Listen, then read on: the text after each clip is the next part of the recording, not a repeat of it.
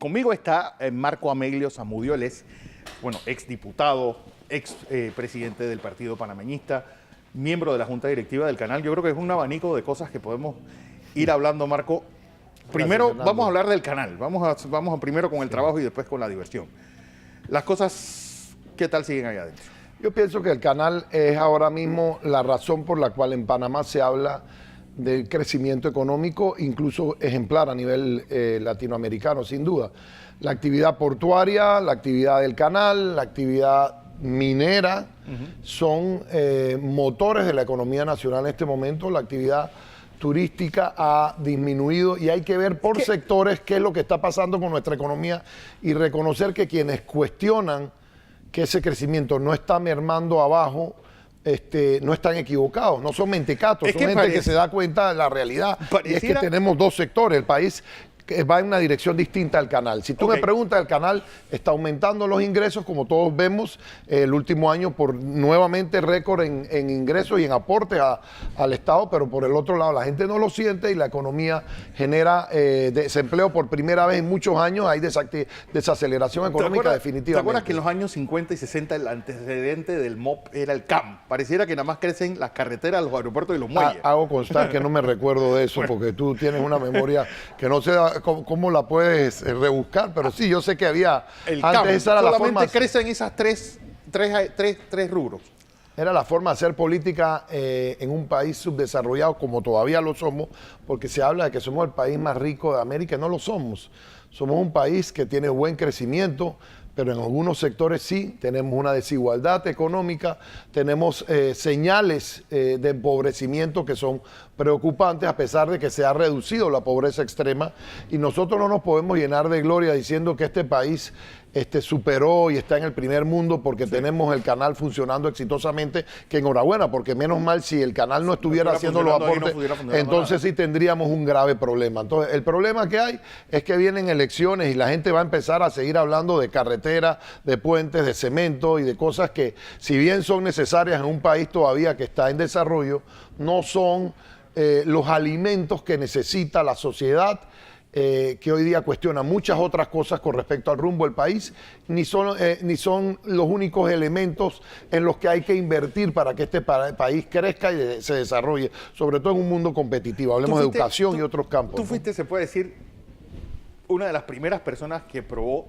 ese sectarismo de Juan Carlos Varela cuando fueron a una elección. te esquinó de tal forma que casi pareciera que tú sigue siendo miembro del Partido Panameñista. Yo soy miembro del Partido Panameñista, sí, pero digo, te voy a decir algo, yo no quiero opinar no quiero llevar esto a hablar de temas personales, las peleas personales, fíjate el drama que nos llevaron en el quinquenio pasado cuando el presidente y el vicepresidente tuvieron sus diferencias. Este país no ha dejado de estar pagando el costo de una confrontación entre dos personas.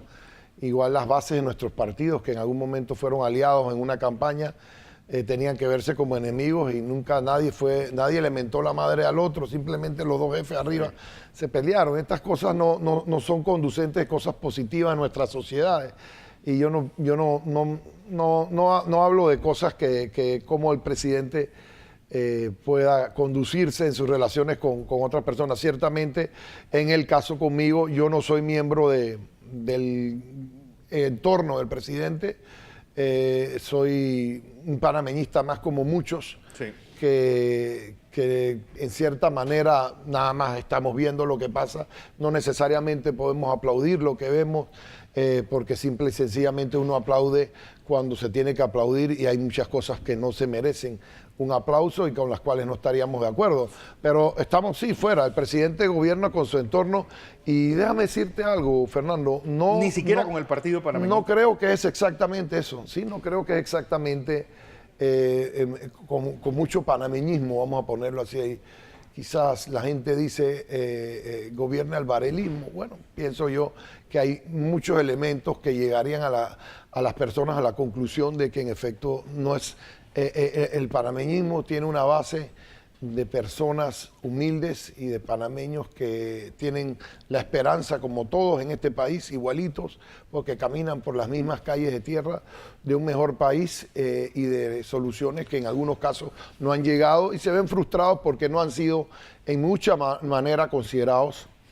Y bueno, eso pasa en muchos gobiernos, debo decirlo. No pensemos que este es el único que hay entre un... Ni es Juan Carlos Varela el primero que inventó el agua tibia en ese sentido. No es el responsable único de eso, pero su gobierno que él lidera, sí, efectivamente, para las bases del partido, no es percibido como un gobierno netamente panameñista. Es lo que te pregunto, porque pareciera que Juan Carlos Varela está manejando el país con enemigos tradicionales del panameñismo, que son los militares y la oligarquía. Bueno, esos términos de oligarquía no los utilizo yo en mi discurso porque me parece que son que apelan a la división de clases y bueno, que podríamos discutir qué es oligarquía, pero sí, yo no creo que está gobernando con los sectores que pertenecen al proyecto político que él representaba cuando ganó las elecciones, vamos a ponerlo así. Y al final de cuentas, uno nada más tiene que revisar el gabinete, la composición del gabinete. Y ni siquiera si bajamos al nivel de las entidades autónomas, pues simplemente se amplía más esa diferencia. Y sí, yo creo que a los panameñistas de abajo alguien tiene que ser su vocero, alguien tiene que expresarle, ya es muy tarde, pero ahora hay otros que aspiran a seguir el camino actual y yo creo que esto tiene que tener un giro diferente. Pero a la larga... Porque a los panameñistas lo único que le va a esperar de otra manera es enfrentarse a una situación sumamente desventajosa y preocupante al momento de someterse al escrutinio de la población en una próxima elección. Pero no fueron porque una así elección, no le ponen buena nota a nadie en pero unas elecciones. Pero no fueron una elección donde pues la Junta Directiva es más de lo mismo. Es decir, no te gusta el chocolate, te doy 2 tazas. Sí. Efectivamente, sí, un hermano a otro. Le pasó al otro la dirección del partido. Eso, pues no, ciertamente uno no puede decir que se ve bien. Efectivamente, pareciera como el traspaso de una sociedad anónima personal de una familia. El partido pasó una etapa del caudillismo que se supone que quedó atrás en sus orígenes, porque ese era su origen y era otra realidad, otra etapa de nuestra historia, cuando el panameñismo se funda detrás de un caudillo, el doctor Arias. Eso es otra etapa y es otra parte de la historia. Quererlo imponer en esta época me parece una equivocación y sí, yo creo que esa manera de conducir de los partidos políticos en general, y no voy a concentrarme en que el mío, porque yo soy panameñista y vengo a criticar a mi partido, aquí que el que esté libre de pecado que tire la primera piedra. Aquí hay una tendencia a llegar arriba y a olvidarse de cómo se llegó arriba y a olvidarse de que uno en el puesto es pasajero, de que uno se debe a una mayoría, y eso en el caso nuestro se aplica y se aplica en el caso mayoritario, y por eso hay un cuestionamiento generalizado en contra de la clase política, porque mientras esto ocurre, al mismo tiempo las soluciones y las propuestas de respuesta a las necesidades del país no se dan. Entonces la gente observa que tenemos una sociedad enferma, una clase política disfuncional, y tenemos entonces un Estado disfuncional, y hay una relación, no son excepciones o no son fenómenos separados. Definitivamente que mientras en los partidos políticos impere este sentimiento o esta mentalidad poco progresista y democrática, entonces veremos que eso se traslada a cuando ellos son gobierno, a un gobierno que se maneja de la totalmente misma forma, desarticulado, con una arrogancia y con un sentimiento de que nadie puede cuestionar ni señalar nada, y eso está mal ahora y estará mal mañana, y esas cosas pueden y deben ser planteadas, porque uno dirá, ¿y qué vamos a hacer ahora? Vienen elecciones. Claro. Viene más de lo mismo, les digo con toda sinceridad. Por lo menos lo que se ve en el panorama. No esperen un cambio por ningún lado, si no hacemos los panameños un movimiento que plantee un basta a esto que estamos viendo y un inicio de una etapa diferente, entonces pues simplemente lo único que vamos a pasar es por un circo electoral que repite y cambian los actores, los nombres, las caras, el tono de los discursos, pero al final de cuentas lo mismo. Es muy fácil criticar al anterior, y se lo digo ahora a los que vienen de la oposición, hay que proponerle cómo vamos a manejar la justicia en el próximo quinquenio. Vamos a seguir poniendo jueces de a dedo que respondan a la necesidad del presidente, que yo no sé por qué le tienen miedo a tener jueces que no sean incondicionales, porque será Pero que la pregunta, es Marco, que el que no la debe no la teme. No entiendo. Fíjate lo que le ha pasado, perdón, un ejemplo, a los últimos presidentes, que los magistrados nombrados en este país presidencialista, este es un país presidencialista. Entonces yo creo que tenemos que entender el problema del país y diseñar un país distinto, porque esto ya no aguanta más. ¿aspirarás a algo en las elecciones de 2019? No, yo aspiro a un país diferente. Yo no estoy pensando en una aspiración personal. Estamos hablando de quién lidera este movimiento de cambio. Bueno, vienen elecciones. Yo no estoy liderando un movimiento de cambio. En este momento yo estoy planteando, estoy opinando y participando. No es un tema que yo me he planteado. Reconozco que estamos cerca de un proyecto de proceso electoral en la víspera.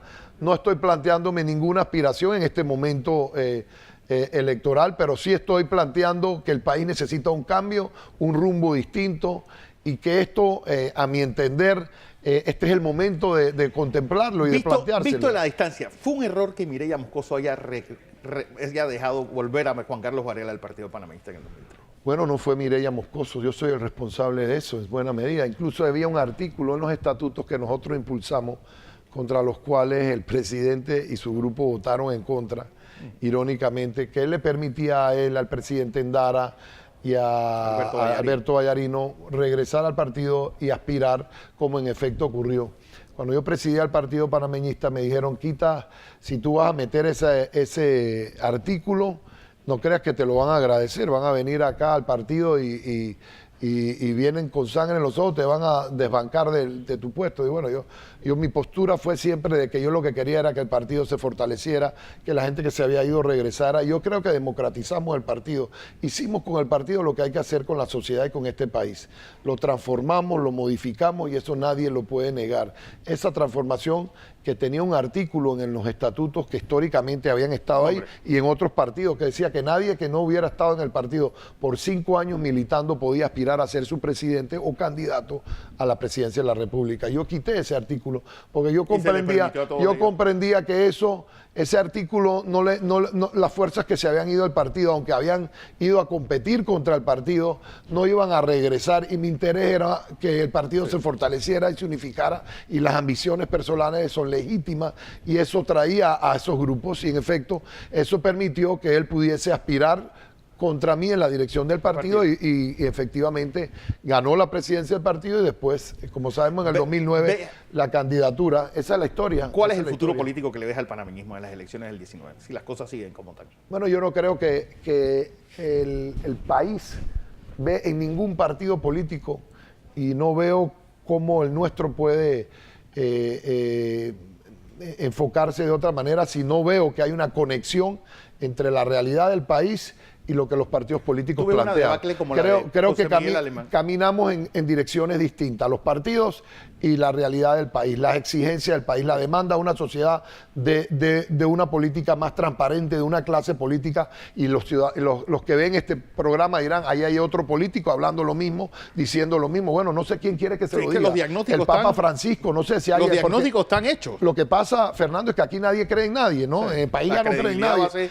¿Y por qué no se cree en nadie? Porque aquí han venido político tras político diciendo las cosas que son y haciendo lo contrario. Entonces, bueno, sí, ¿cómo le va a ir a mi partido? Yo creo que a todos los partidos les va a tocar enfrentarse en el 2019 con una nueva realidad. A todos, una realidad de un país que quiere un cambio verdadero, de un país que dice basta ya, de un país que está aspirando concretamente a una sociedad más organizada, a una sociedad participativa en la que los políticos no son la última palabra. Sí. ¿Y por qué? Porque simplemente la gente no está viendo a los partidos políticos como parte de la solución, sino como parte del problema. Mientras los partidos, y el mío incluido, seamos vistos como parte del problema, es difícil que nosotros nos convirtamos en un éxito electoral con una sociedad tan crítica y tan exigente como lo es hoy día la sociedad panameña. No añado nada más. Marco Ameglio, miembro de la directiva del canal, empresario, exdiputado y expresidente del Partido Panameñista, con nosotros. Gracias, Fernando.